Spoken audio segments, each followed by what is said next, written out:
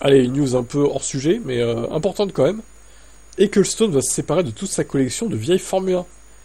Et vous voyez, elles sont toutes réunies dans ce hangar. Il y en a un sacré paquet, hein, à vue de nez, il y en a 50 quoi, à peu près. C'est énorme. Je sais pas s'ils vont le dire dans l'article du coup. 69. Ah ouais, j'en étais loin. Enfin, j'en étais loin. Ouais, 69 quand même, hein.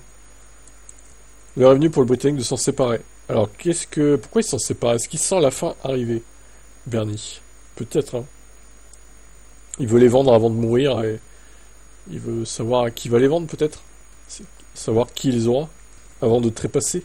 Il y a tellement de merveilles qu'il est difficile de savoir quelle voiture parmi les 69 mettre en avant.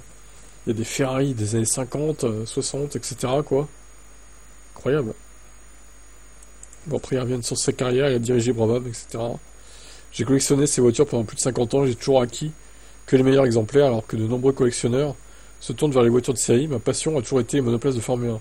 Une voiture de Grand Prix, en particulier une Formule 1, c'est bien plus important qu'une voiture de route ou toute autre voiture de course. Elle représente le summum de notre sport. Bah ça c'est sûr, on peut être que d'accord, hein.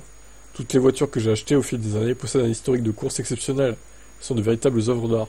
Je suis attaché à toutes mes voitures, mais il est temps pour moi de réfléchir à leur avenir, après ma disparition. Bah oui, voilà. C'est pourquoi j'ai décidé de les vendre. Après les avoir possédées si longtemps, je veux savoir qui les aura. Je souhaite désormais qu'elles trouvent de nouveaux foyers, qui en prendront soin, comme je l'ai fait. Ouais, je comprends, elle a raison. Il n'y a pas de souci. Franchement, il a raison de le faire, pendant qu'il est encore en vie, quoi. On va regarder ce petit teaser.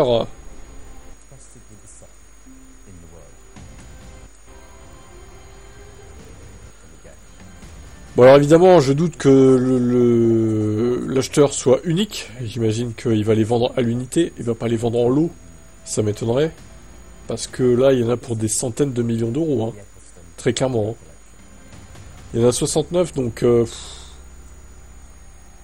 me demande si on se rapprocherait même pas du milliard en fait. Alors peut-être pas le milliard, parce qu'elles vont peut-être pas valoir 15 millions chacune, mais ouais, au moins 500 millions je pense.